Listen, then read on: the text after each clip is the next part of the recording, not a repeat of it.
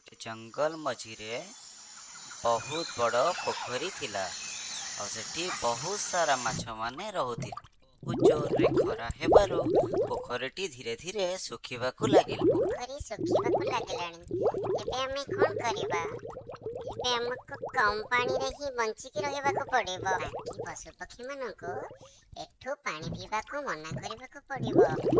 जदि सब पानी सुखी जीवो ताहले आमे मरी जीवा। हमको सब पशु पक्षी मानको एठो पानी पीबाकू मना करबाकू हबो। एबे जो भी पशु पक्षी पानी पीबाकू आसिले सेमाने समस्तंकु घोड़ेई देले। समस्त एठो चली जाओ। एठो केही भी पानी पियो नहीं। एठो पानी सुखी गलानी। सब पानी जदि तमे माने पी दबो आमे एठी बंचिबो केमिति?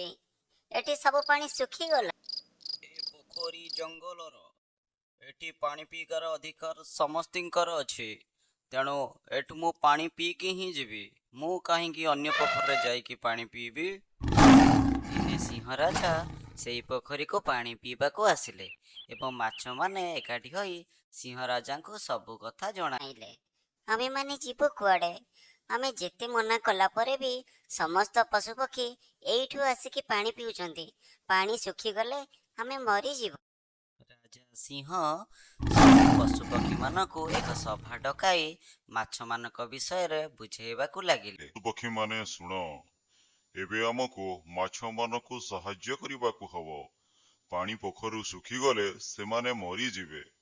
जेते दिन जाने वर्षा हेनी सेते दिन जाए आमे अलगा एक पोखरु पानी पीबा। जेबे पुणी थरे वर्षा हे जिवो पुणी आमे मिलिमिशि समस्ते गोटे पोखरु पानी पीबा।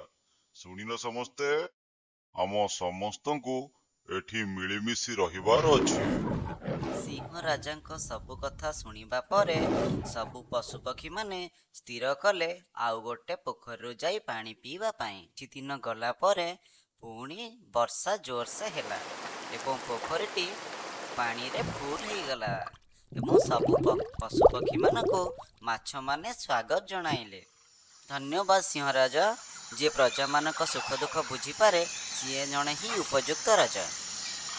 सिंह राजा आपको बहुत बहुत धन्यवाद। सिंह राजा जेमिति समस्त को साहाय्य कले आमे माने भी समस्त को साहाय्य करिबा उचित।